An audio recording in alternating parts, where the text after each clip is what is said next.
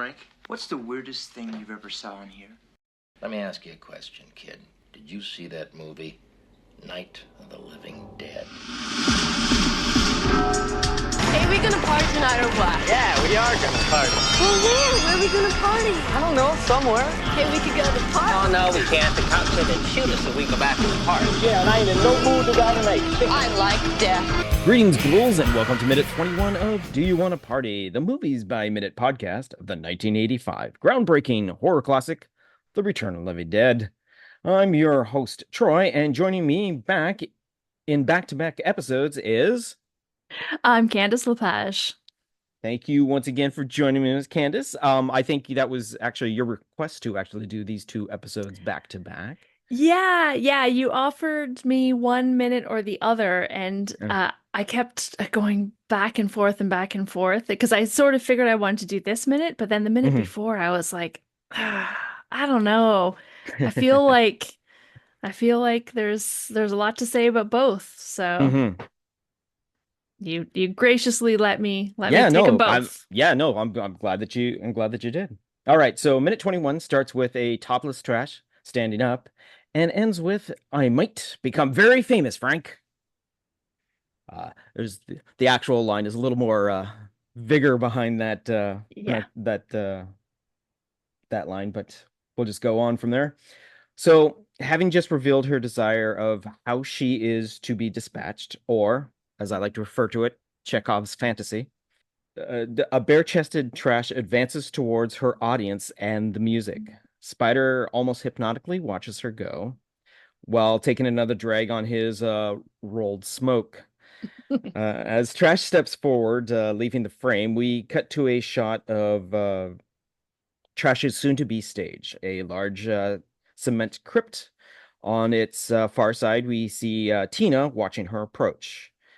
Framing the bottom left is Chuck in his checkered suit jacket, boombox resting on his shoulder.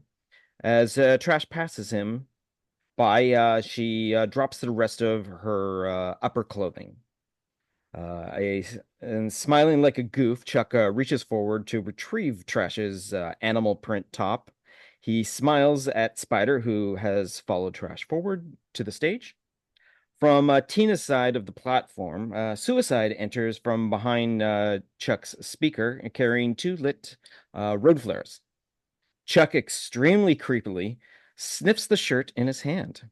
As Trash crawls up onto the platform, Scuzz now bounces into the scene, also from behind Chuck, also holding flares. As Chuck turns, looking at Casey as she enters the right side of the frame, Tina currently is watching Trash with a scrutinized gaze. On her stage, Trash sits and pulls off her boots. Tina closes her eyes as her hand covers part of her face. Around her and the stage, Suicide and Scuzz circle around, waving the burning flares above their heads. Jumping back a second or two, just before Trash removes her boots, in the foreground, Chuck, played by John Philbin, watches Casey, Joel Shepard, enter the shot like previously mentioned. However, just after John again looks off camera, and he is definitely looking at someone because of the look on his face. He quickly realizes what he's done and looks back at the show going on before him. So exactly. It's stuff you notice when you go back and like, okay, let's watch this again. And like, wait, what's he doing? And wait, is he like looking at someone off camera? Because when he looks that second time after Casey, right after Joel Shepard moves in, there's no one else joining the group. All the group is in front of him and all that, but he still looks back, and it looks like the look on his face, he acknowledges that he's looking at someone's face, right? And then realizes he quickly goes, so yeah, interesting. I mean, I certainly did not really notice that. Yeah, I feel like it's probably just some poor acting. Yeah, I know.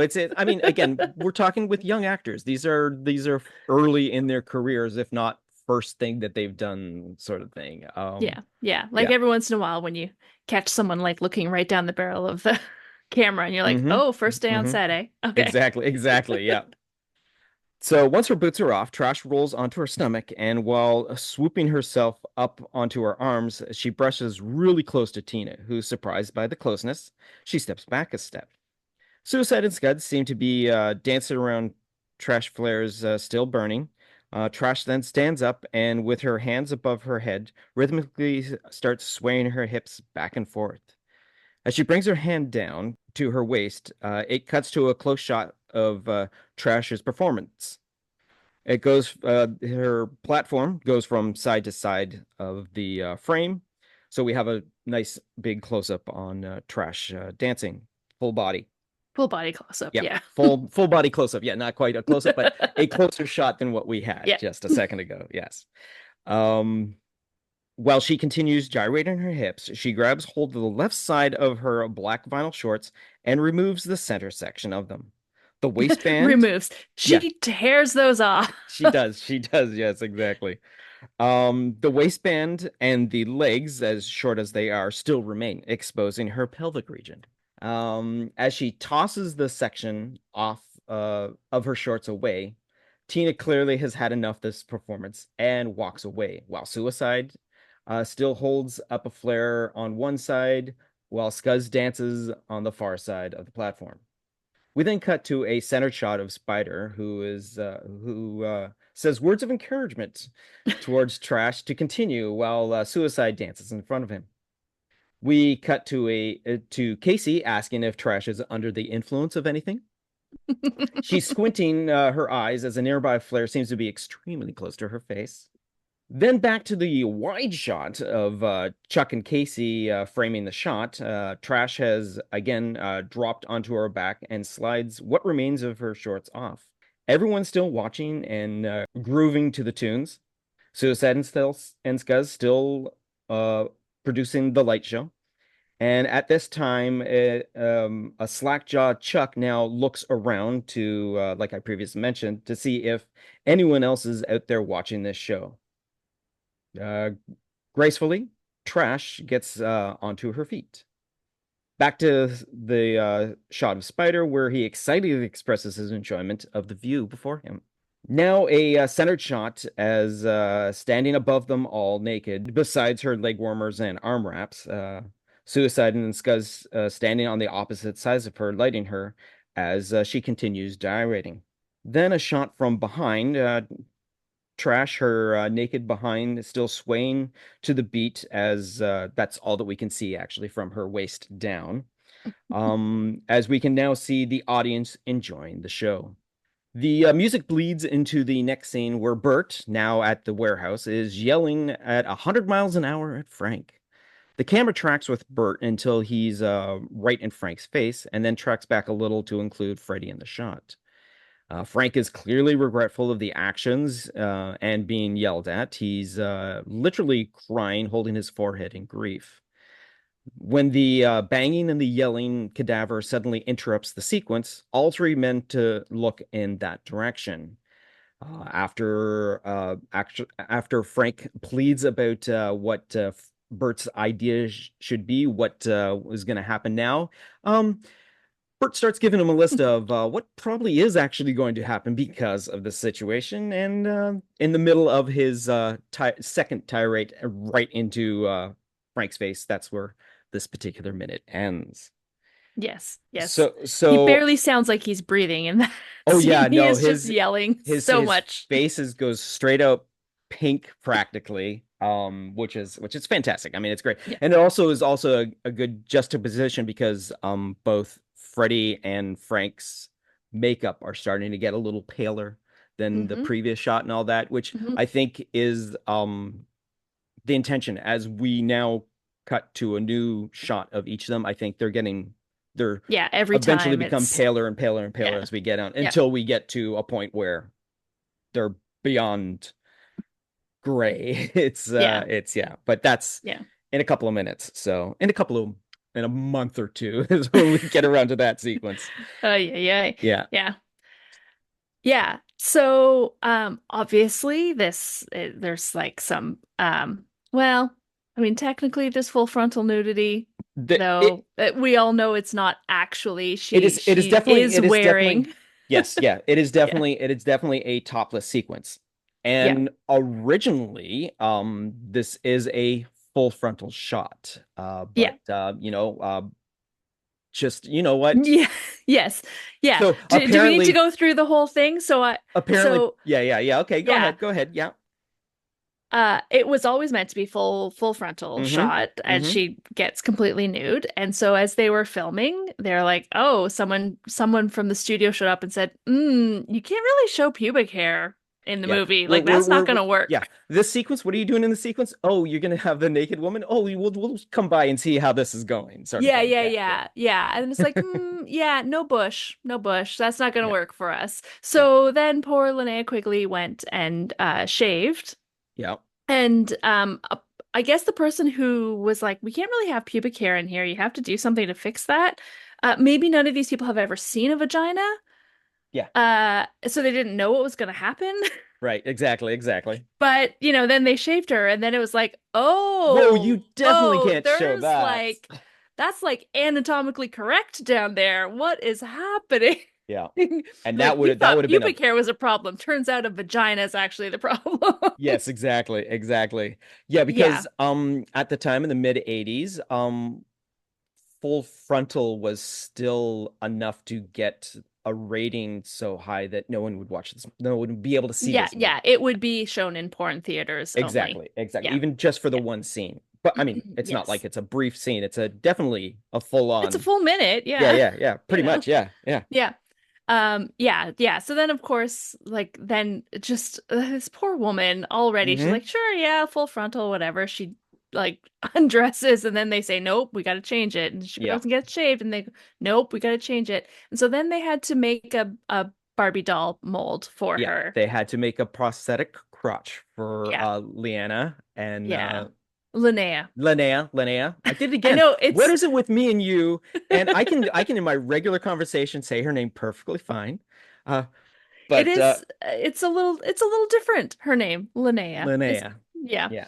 Yeah. Yeah. So it does look funny. Like certainly now on our high quality televisions, you Hmm. can tell. Like in a movie theater in the 80s, I'm sure like everyone was just like, "Oh my God. Oh my God, yeah, full Oh my frontal God." nudity. Yeah, Yeah. exactly. Yeah. But yes, once you watch it on TV, it's like, what's going on there? Hold Yeah. on. Yeah, It's exactly. it's Yeah. a little shocking. Yeah, so of course this poor woman and Linnea quickly has said too that like she didn't mind the full frontal Yeah. nudity. Yeah. She was not fond of the idea of shaving. And I'm then she pretty was sure. even Yeah. more mortified by the idea of having to get herself, you Mm. know, molded into a cast. Also, the way that you have to do that sort of thing too is kind Yeah. of degrading. I mean, understandable. Like the process is they make a mold of the area that they have to reproduce, I guess, right? Yeah. Of Yeah. her so that it actually fits her, which means she had to have her She nether basically regions. sat in like wet cement, Yeah, exactly, basically. exactly. They used a an alginate, right, which is this Yeah. cold, wet It's slop that like yeah, looks like porridge, and when it solidifies, it becomes a slightly rigid but still kind of rubbery. rubbery sort of, Yeah. and it actually would match every single curve of her and all that, and that they would make a plaster version of that, and off of that they would sculpt the covering prosthetic, and then from the prosthetic so it's a whole entire Yeah. Yeah. procedure and all that. It is interesting. I do try to like see like they really um they did very well with the makeup. Like you Hmm. can't see a line where that thing No, starts or ends when she pulls everything yeah, off. exactly, and it looks so natural. Well, also I think they're also playing into that they actually, again, shooting at night, very Mhm. limited lighting, and a lot of the sequences of her are being lit off to the side by the red light of the flares, Yeah. and a little bit of overhead lighting to, catch the background and all that sort of thing. So it's beautifully lit, and it's Mhm. very strategically shot. Like they don't close up on, obviously. Yeah. They don't close up on it. The I don't know, but I think the behind shot of her, she's actually not wearing Not the wearing it. prosthetic. Yeah. So it's I mean, so the close up we So, do have of her yeah. doesn't show her to begin with. Yeah. The part they wanted to cover up. Yes. But Yeah. it's Tits and still ass totally allowed exactly, in North especially in American the yeah, theaters. especially in a horror film in the mid 80s. Yeah. Yeah. Yeah. But yeah, about the actual like her doing that. Hmm. Now I know Dan O'Bannon, he had his sort of like his porn fetish, whatever. Yeah. People are like that, right? And Linnea Quigley is a beautiful woman. Hmm. She looks amazing. Like she Hmm. looks so good. Yeah. Her breasts were like at the peak time for her, right? I'm sure Yes, her breasts yes. never looked better than in this movie. Her ass is gorgeous. Like, Hmm. and then the like everything, she looks great. Yeah. And she knows it and she loves it. And that's why she did this role, why she had no problem doing it, why she's done nudity and other things. Exactly. Yeah. Because she looks great and she knows it and she loves her body. Hmm. Trash as well, I think, is the same, right? I Yes. mean, as much as I wasn't a fan of the previous minute, um, because and I think that trash, I think obviously I felt weird about the acting that Linnea Quigley did for Yes. that, but Yeah. I also think that trash is very much like obviously I don't really think that she's this dark goth girl. I think Hmm. she's putting on an act. However, when it comes to like taking everything off and dancing, I don't feel that Trash is putting on an act. I think that she loves herself, her body, she loves dancing, she loves showing it off, she loves embracing it. And when you like look at what's happening in that scene, like Hmm. one, she's with her friends. Yeah. And yes, we do sort of see that she kind of she's not engaged with any of them, but she does seem to have a bit of a crush on Suicide, or like either like they were exes or something. There's something there, but there's nothing like actually physically happening right now. Hmm. So she is single in this group with her friends. She's none of them are her boyfriend or her girlfriend or whatever. Hmm. And she's just like celebrating herself with her friends, doing what she wants to do. The other thing too to think of is that almost every single guy in this scene is working for her in this scene. She's not putting it on for them, right? Scuzz and Suicide are her lights. Yeah. Chuck's her Her music, music. Yeah. right? And Spider's the new guy, so maybe Yeah. this is his first time. He'll get a job next time. She takes all her clothes off. So she's not doing it for them because Right. they're the ones who are her stage crew. Hmm. Hmm. Right? So it's not like they're watching her like going, "Ooh, yeah." It's Hmm. like, no, no, no, she loves doing this. She's having a good time. Let's help her have a good time. Right. Right. Um, I didn't find too like the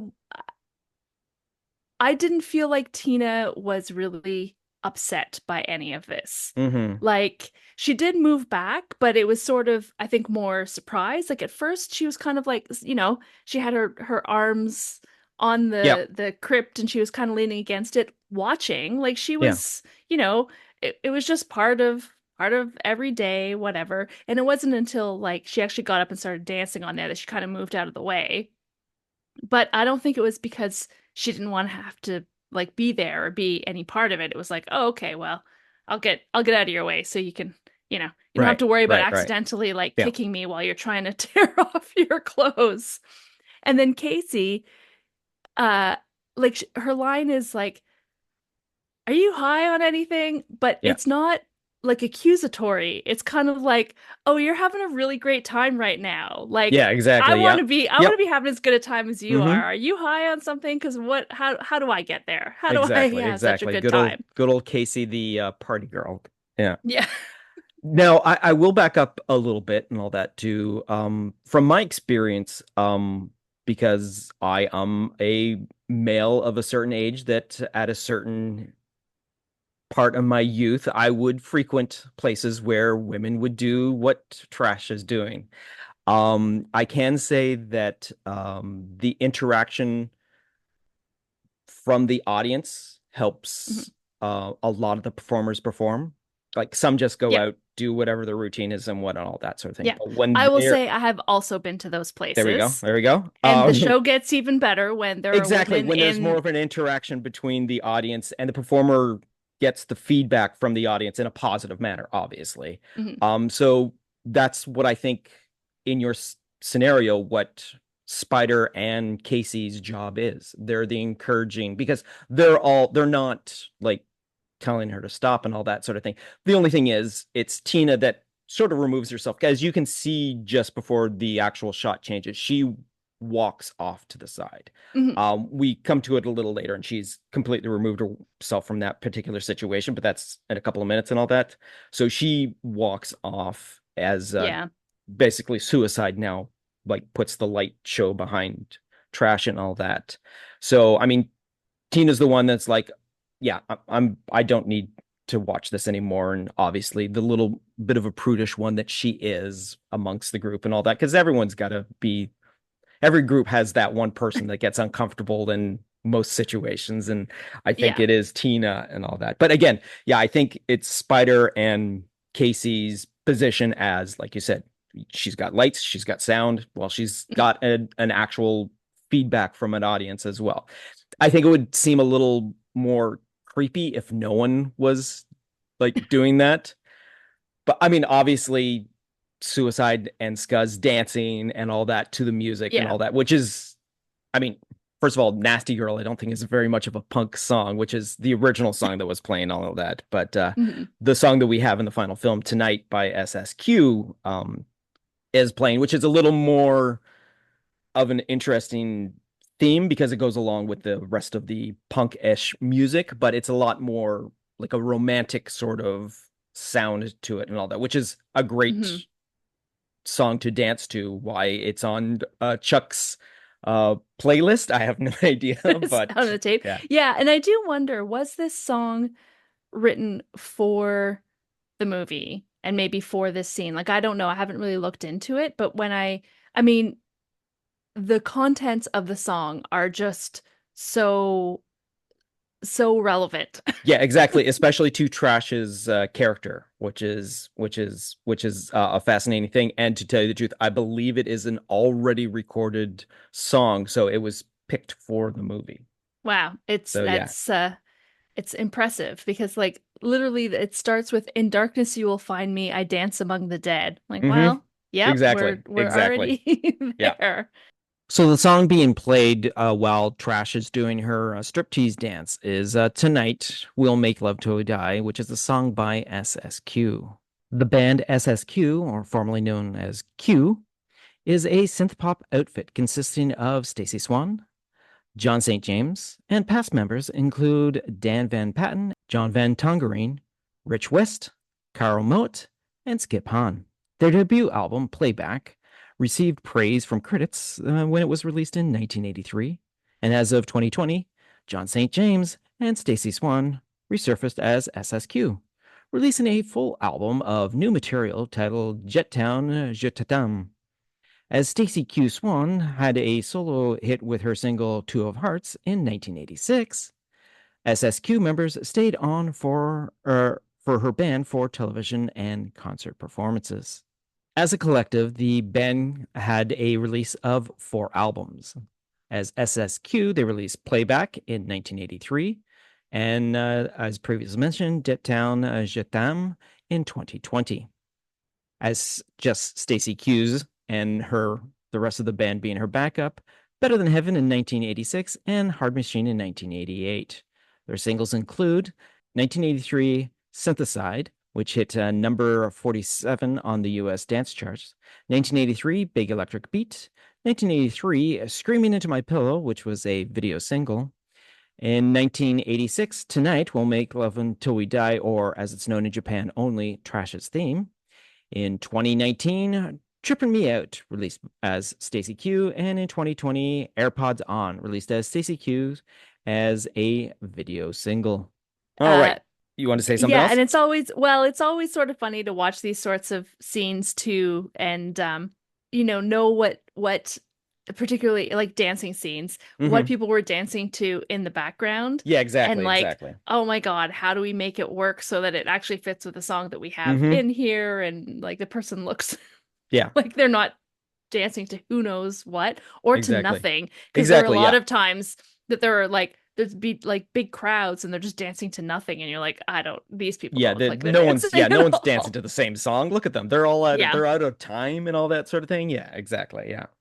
Yeah. But again, there's a bit of a difference between the two songs, like the original song that was playing. So a little background on the song Nasty Girl, which is playing during the sequence that they filmed for the work print of the Trash's dance sequence here. Nasty Girl is a song written and composed by American musician Prince. The song first recorded by his protege girl group Vanity Six in 1982, who charted at #1 on the Hot US Dance Club Play chart with their version. Prince gave the song writing credits to leader singer Vanity, although he was the writer and composer.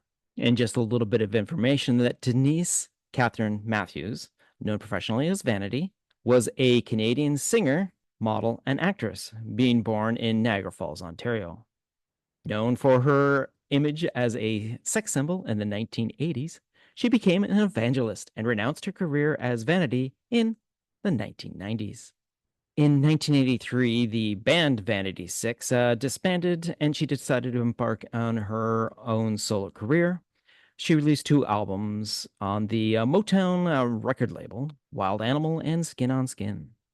She had minor hit singles with Pretty Mess, Mechanical Emotions, Under the Influence, and Undress from the 1988 film Action Jackson. Vanity also had a successful career as an actress, starring in the films The Last Dragon from 1985 and 52 Pickup from 1986, as well as Action Jackson from 1988. Obviously, Vanity is more of a poppy sort of R&B sounding song from the 80s, and this SSQ for tonight is definitely not that, but it just happens to work out well. I think they just first of all, I think they lucked out into it, not only finding a song that matches the mood of a Hmm. character, the personality of a character as well, which is something that a lot of performers, again, back to watching the performers and all that sort of thing, doing what they do, they match their performance to usually the song, except for the occasional girl that just doesn't really put on half a decent show and whatever song's playing.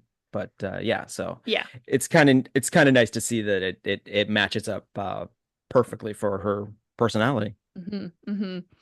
And I'm still like forever impressed by watching Linnea Quigley pull off what's essentially chaps at that point. Yeah.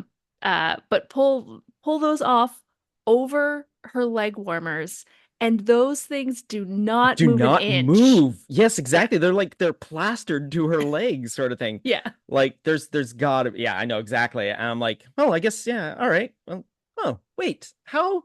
Because they're pulled so high up her leg that they're Yeah. practically the They're pants like to those leggings, shorts. Yeah, basically. exactly. Yeah. Yeah.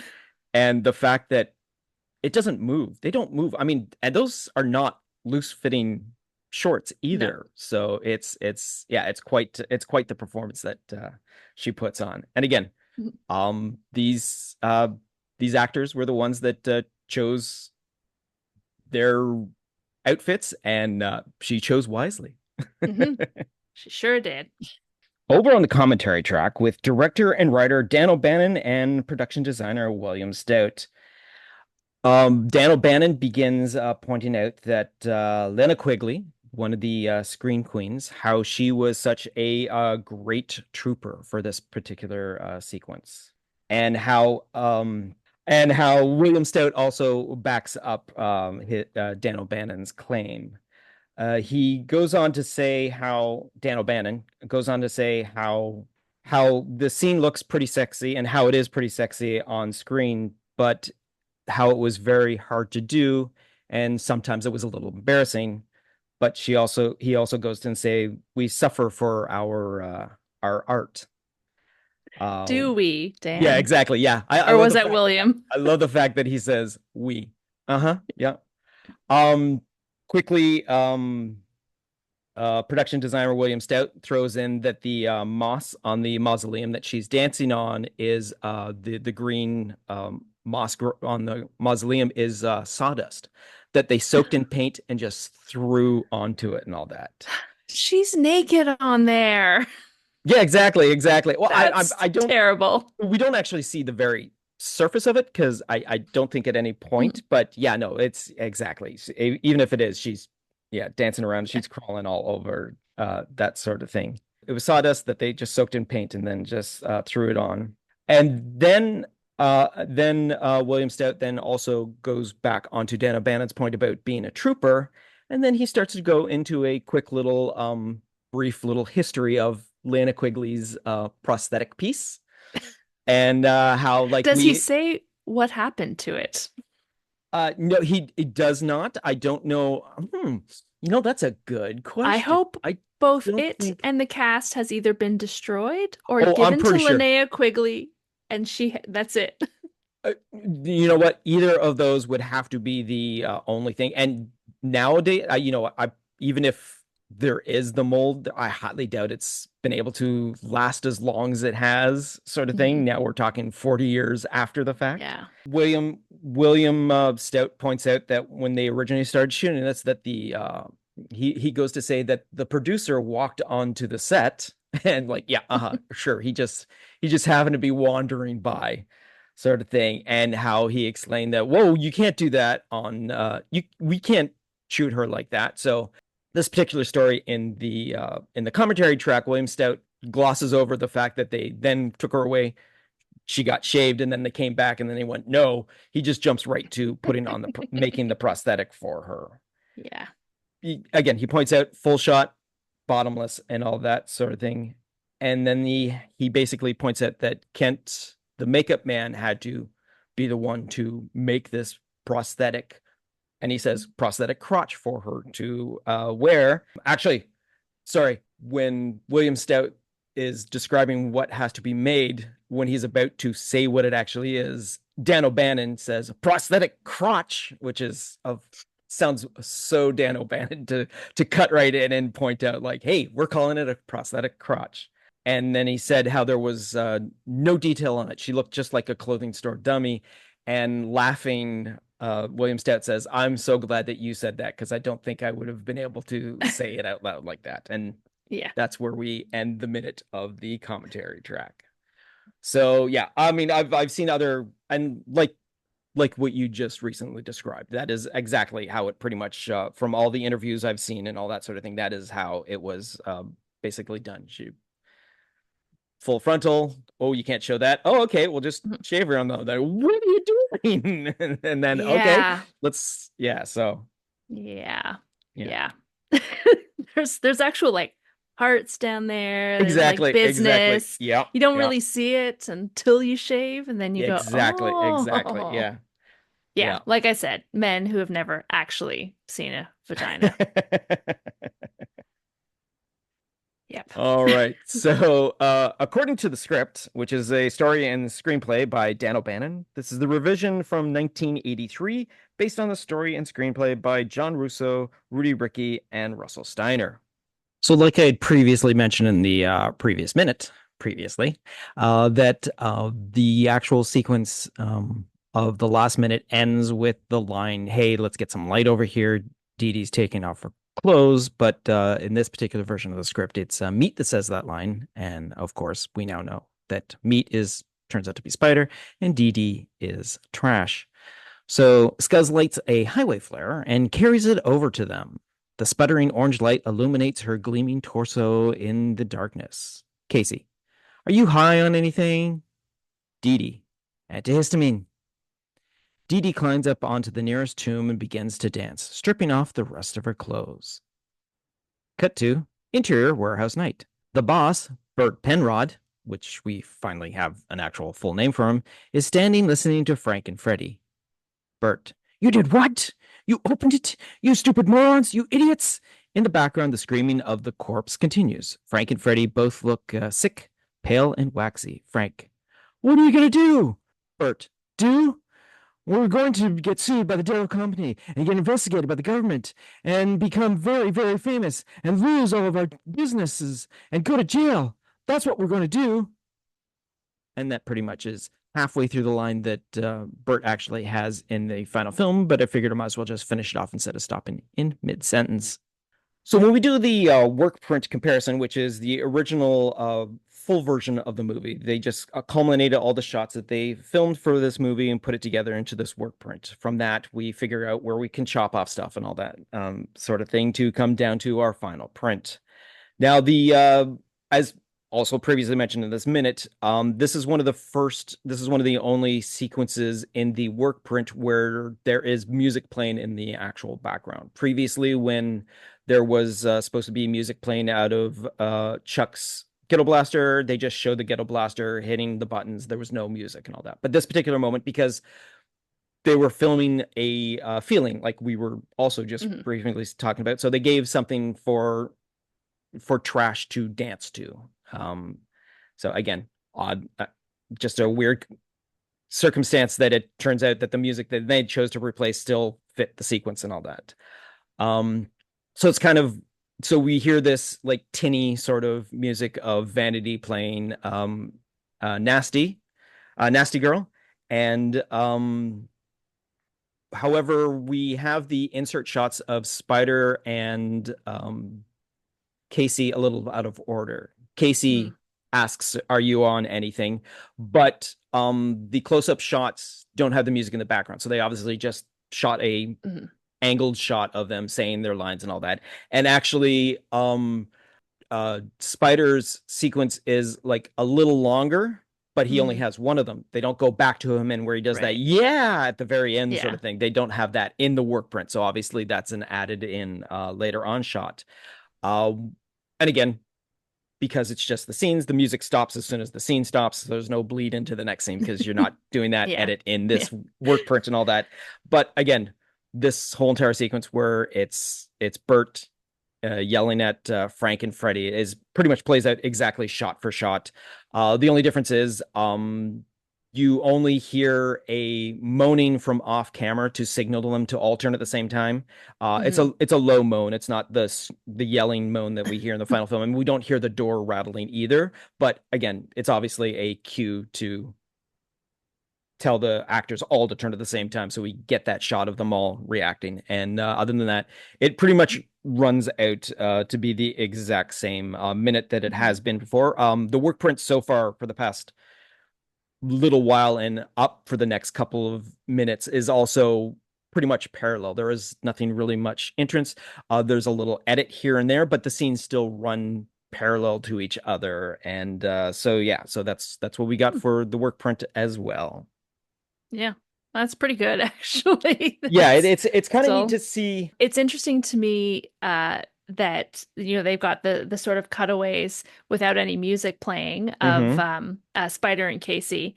It's always like magic to me to watch, because in this scene the lighting is really distinct, obviously with the flares, right? And it's creating these shadows and this moving like sort of light. And so to have their cutaways filmed some other time, and probably the same night, but like some other time, it's just the lighting on them is still, it looks so great. Like I love this sort of idea of these flares lighting things up. It gives the whole scene so much energy. And then to be able to match that, of course, I'm always so impressed when people can like just match lighting. To me, that's always been like a huge thing with any sort of filming. Like when I watch TV, to me, the difference between bad TV and good TV, or bad movie, good movie, bad like online web series, good thing, the lighting is so important. The second I see light, I'm like, oh, this is, okay, I know what I'm in for. Like they're just like using the natural light, or they just have all the lights on. They're not worrying about lighting the background so that people in the foreground look like they actually exist in a three-dimensional space. Like exactly, could just be against anything. So lighting is one of those things that I kind of nerd out about. I come out of the movies sometimes with a friend and they'll be like, well, it was fun. And I was like, yeah, this shot was so good. And the lighting Yeah, here. And oh yeah, my God, the sound design. And people are like, what are you even talking about? I'm like, yeah, I exactly. don't know. Yeah, It's how I enjoy yeah. movies. I'm sorry. And that also goes to push towards how well done this particular movie is. Again, we're talking shoestring budget, $4 million Mhm. dollars for the whole thing. Yeah. In First a time director. first time director. Well, okay, but again, Dan O'Bannon is a visual writer, Yeah. so he knows how to write to the scene. I Yeah. mean, that's what they have an advantage. That's the hugest advantage they have with this particular movie. They got someone who knows how to write something to be used as a visual diction, as a written dictionary for the shots and all that, which Mm. again is a spectacular thing to do. And to have him be the director also is even more of a bonus to this. The fact that he has the proper crew to, like you said, light this properly. In a lesser Mhm. film, the close-up shots would definitely not match the full group shots. There would Yeah. be some sort of thing that doesn't work out. Now, in the edit, you're not going to have it everything line up exactly. And there are sequences where like the people are shifted around a little bit. Like the close-up of Casey and Spider, they're a little closer looking to the stage because where like Suicide walks in front of them or the flare comes really close. But when we pull back to the full shot from behind everyone looking at Trash on the stage, Yeah. Casey's a little set further back Yeah. They're than like she was a feet and second. feet away. Yeah. Exactly. Which is, I mean, obviously, not every movie is going to be precise to that and all that, but the fact, like you said, something like the lighting matches, like we get the full shot of everyone, we see how they're being lit. Then when we show a different angle of these characters, because at one point we're just looking at behind them, when we see them in the face, they definitely look like they're in that scene because of the moving red lights and all that. Yeah. Yeah. They're pretty much like the set design of this film, Pretty this much, particular yeah. minute. So Well, again and again, we're in the middle of an olive grove, yeah. in northern, slightly north of where they were shooting the rest of the stuff. Yeah. They've got I can't imagine how cold it must have been that night. Well, yeah, no, yeah, for sure, for however long, because it was definitely shot at night, so Hmm. obviously we are dealing with a chilly outdoors sort of thing. But again, we've got this olive grove that is just littered with all these fake tombstones and all that. Now we don't see a lot of them in this particular sequence and all that, but as we progress with the cemetery sequence, we get to see the amount of population of the artificial tombstones and whatnot. But yeah, so yeah, Yeah. There you go. So Linnea Quigley, she's very good at what she does. for sure, for sure. And I always saw this scene as just a celebration. She's dancing for herself. She's Hmm. not showing off for anyone. She loves it. She's doing it because she wants to. Yeah, And I know as an actress, she felt very comfortable doing it. And so, for whatever reason that Dan O'Bannon had to put this particular scene into his movie, it we it know the reason why he it's put the scene in the movie. yeah, we know why he did it, but none of that matters. And No, no, no. that is the great thing about things is that um, even someone who's maybe doing something that might be a little exploitative or misogynistic, Hmm. the person acting it can, with agency, make it Yeah, can better. make or break that scene. Yes, Yeah. exactly, exactly. Well, I have to give him I have to give him the points because he knew why he wanted to do this, put the sequence in there, right? Because he knew Well, he that thought that only boys watched horror exactly, movies, exactly, exactly. and he was wrong. He's Yes. very, very wrong. But he also admits to it. If he had, like he said, if he had realized that more women would have come to the scene, he would have totally, like he said, he was going to put Tom Matthews in a nude scene and all that sort Yeah, of thing. and I Or still stand as you by say, the yeah, as wrong you person. say, It's yeah, yeah, Miguel Miguel Nunez Nunez Jr. Jr. I Yeah, want, exactly. yeah, Spider. Yeah, Spider's the guy who's supposed to be taking off his clothes. exactly, exactly. All right. So that being said, on that nudity ending sequence, I want to thank you, Candace, for joining me for this particular minute of the podcast. Do you want to give the people your credentials once again? Because better keep that fresh in everyone's mind. Sure, sure. So you can find me everywhere on the internet at Sin48. That's CINN48. And if you're listening to this, like when it actually comes out in the month of November of 2024, please do go to the Canadian Podcast Awards and vote for the podcast that I do for a local indie bookstore called The Village Podcast by the Bookshelf has been nominated for a Best Branded Series podcast award. So, I mean, you can also listen to the show, but it's better if you just vote. You know what? Do both. Do both, everyone. Do both. Yes. Okay, excellent. I'll put a link to that in the show notes as well. One last little thing. Did you make your 192? I did. And I haven't watched a single horror movie since. I have, however, watched some Agatha all along. So I'm still in the sort of horror world. Just, all right. All right. Thank you for joining me. Thank you, audience, for tuning in. This is been quite the adventure, and I'm glad to see that the numbers are slowly but surely increasing, which is kind of nice. A couple of stragglers joining the crew every single drop, which is nice.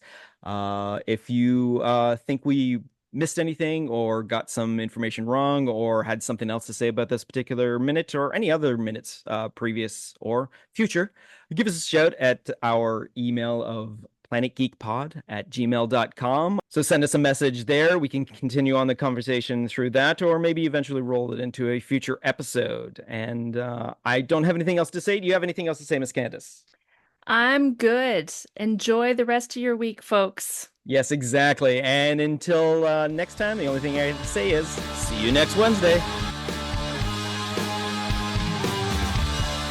You've just been listening to a Planet Geek production of Do You Want to Party? A Movies by Minute podcast of the 1985 The Return of the Living Dead. Please be sure to subscribe, download, comment, share, rate, and review. Be sure to follow us on our social media platforms: Facebook, YouTube, TikTok, Tumblr, or Letterboxd. Search for Planet Geek Productions. X, former Twitter, Instagram, and Blue Sky, search for Planet Geek Pod. Or send us an email to planetgeekpod@gmail.com. Our closing music is provided by Night Chill. See the show notes for more details.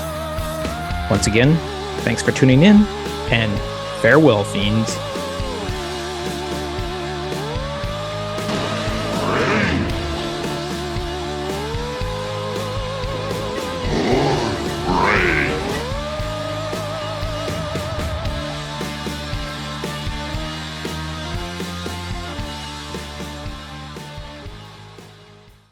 So we're going to go with minute 21. Are you high on something? That's the name of the episode. So pretty much every single episode, except for the credits, the opening credits, have been a quote from the minute as the thing. So yeah. And when I get around to doing the trading cards, that I hopefully, once I get a little bit of a build up, I might be like just making cheapo credit cards or like trading cards and all that sort of thing, and use the quote for the minute and a image from that minute to put on. So all right, here we go. I've been toying ever since I've been writing information for this particular scene. I keep using the phrase because you have to point out that they're still the flares are still like lit and all that sort of thing, which is an important thing. You got to like this whole entire sequence and all that. In the back of my brain, I'm thinking when I go into the final edit of this episode, every single time I say the word flare, I'm gonna have like a Ric Flair woo go in the background. God. And I thought I had to get that out there now because I don't think I'm going to do it. But the idea, just know that the idea was there, that every single time the word flare is heard, you were going to hear. Yeah, maybe just the once. You know what? I might just actually put it just in that where I just said it there, just to see how it would be. But yeah, no, that would have been. And as I'm looking at my notes, I'm like, wow, I say the word flare a lot in this because again, you have to point out that the flares are still burning. I mean, it's not like the flares aren't going to give out anytime soon because they're meant to burn for a while, but still,